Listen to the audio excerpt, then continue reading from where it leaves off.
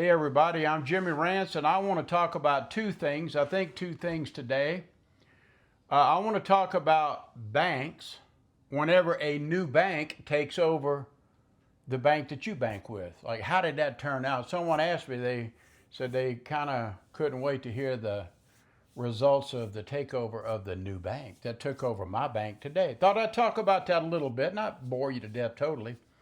And then the second thing I want to talk to you about is how I'm stupid. And I'll tell you about my stupidity in just a minute. Okay, so let's start with banks. Did I say I'm Jimmy Rance? Yeah, I already did all that. You see, the algorithm, which I don't really care about, they say you got to hook them whenever you first start your video. You got like 10 seconds to capture their attention, or they're gone. You know what? Well, then go. In other words, you don't just get on here and say, "Hi, I'm Jimmy Rance." Just because I said that, people may go, "Who cares?" And they're gone. Well, be gone. I don't make any money off of this crap. All I'm doing is just wasting my time. Not really. It's kind of fun, though, in a way. But anyway, is this going to be a rant? I don't know. It might be a rant. I don't know. That's what I do. Okay, let's talk about banks. I have had the same bank for almost 19 years.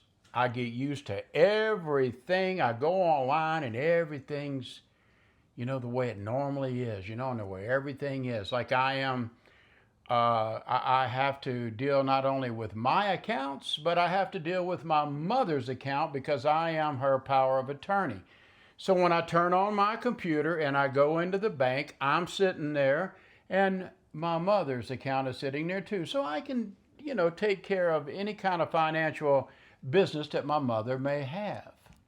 I can look at balances and make sure deposits come in and just make sure everything's cool. Okay, I said that to say this. Now here we go today. Today was the official day that a new bank, a big bank, was taking over my little puny bank. So I went online, man, I couldn't wait. I've known that my bank's going to be taken over for months. Well, today was the day, man. So I go online and I'm just ready, man. I said, I know that it's going to look different than what I'm used to. I know that. So be prepared for that. Don't be shocked. Don't be afraid to learn something new, which I'm not. So here we go.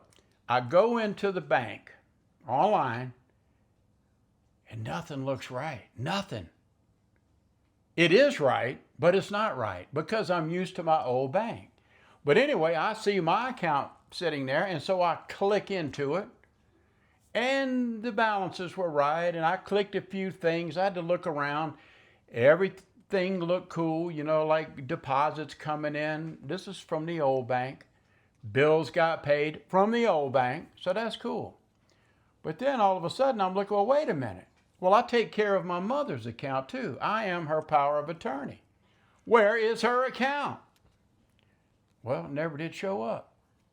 So I called the bank, said, "Hey, everybody, I'm Jimmy Rance. Listen, I know you guys are busy today, but I need to know something. Number one is whenever I was with my old bank, whenever I go online, my account's there. My mother, her account is there, but it ain't there. Where do I find my mother's account? Because I control that."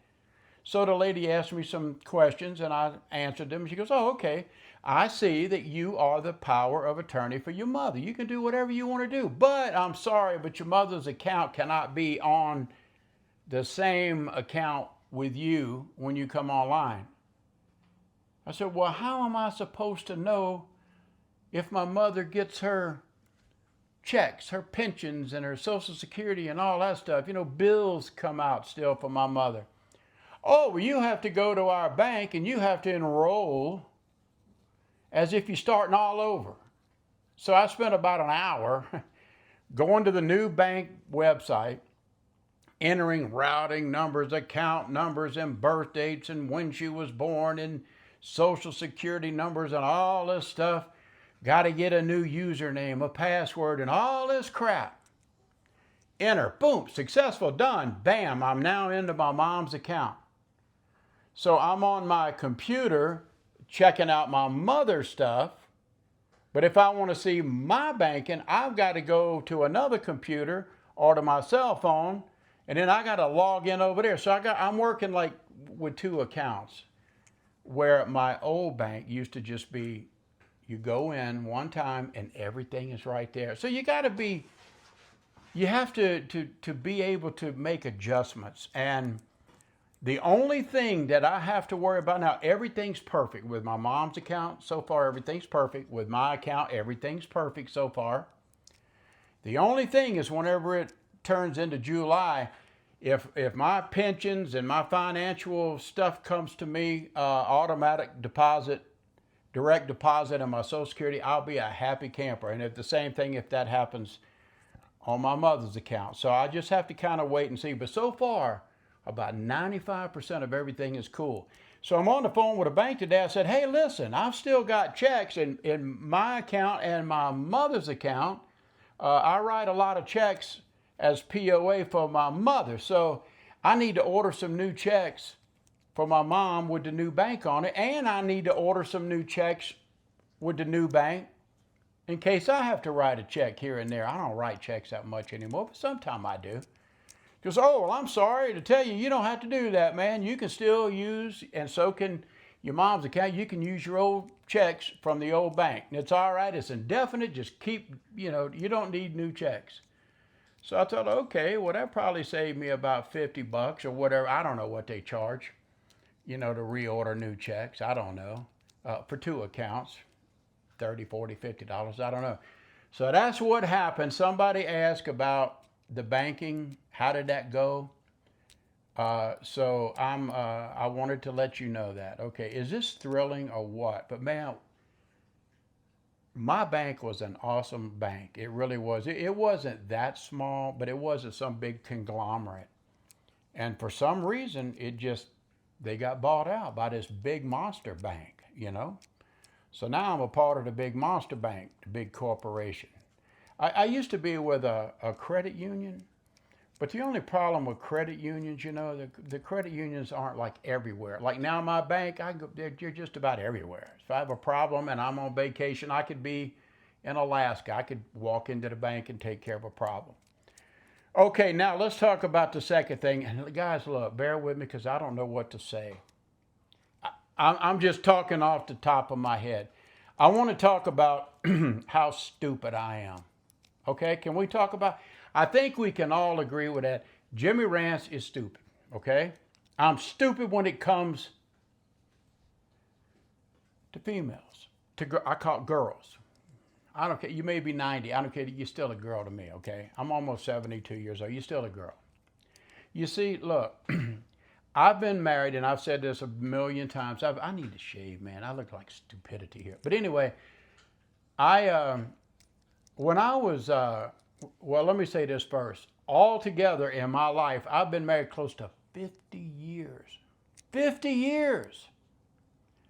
So I don't have a big track record of getting out there and dating and doing this, and this is how you do that, and this is the new protocol for the day when whenever you meet a woman, this is what you're supposed to do. I don't know all that stuff.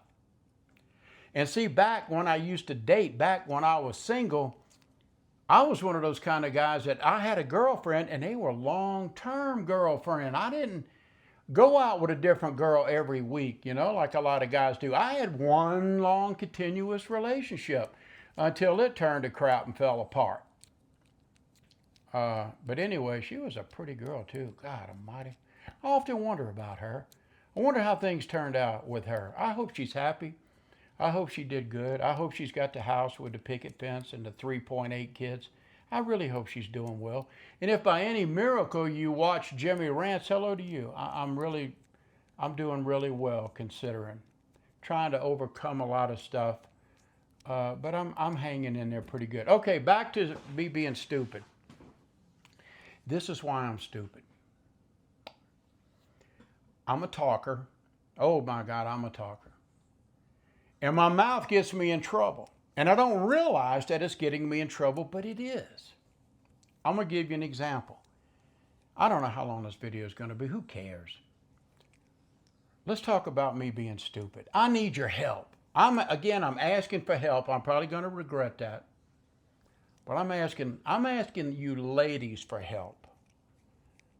Because the guys, you're like me, you're stupid just like me, just admit it. You're a dumbass just like I am when it comes to women. I know I am. I'm a talker and I ask a lot of questions. Like, let's say that I meet you, for example. Let's just say we meet right here, right here. You send me an email or whatever, or you send me something, I don't know what. Maybe we talk on another internet platform and we're just talking. And so I tell you a little bit about me and then you tell a little bit about you. Because I thought, to me, that's what people do. Whenever you you want to test the waters, you want to see if you are, like I said, yesterday, are you equally yoked? Do you have anything that you're compatible with? Are you dirt and you're water, so you mix each other together and you've just made mud? I mean, what are you? Are you compatible? Are you not? So what gets me in trouble is I ask too many questions. And the questions that I ask, I guess it leads on to like, oh, I'm in love with you. I see a future with you. When really, I'm just asking questions. And I may like you. And I may think there's a possibility, hey, we may have something going here. But I need to know some stuff. Have you ever traveled before? Because I've traveled globally. So that's kind of important to me. Have you ever left home? Have you ever left the county? What kind of things do you like to do for entertainment? Are you a vegetarian, or are you like me? You like to chomp down on a good ribeye every once in a while. Are you one of these rabbits? You like to eat lettuce? You know what I mean? I like to ask things like this. Have you ever been to the Grand Canyon? I know you're from the eastern part of the United States, but have you ever been out west? Oh, you haven't been out west? Well, let me tell you what.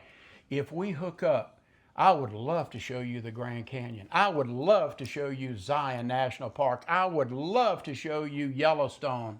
I would love to show you Bryce's Canyon. It would be wonderful if maybe we could go to Las Vegas. That's where I'm stupid. Because me talking like that implies, I guess, to the female that I'm ready, Freddie. I'm ready for you to pack your shit and move in right now today.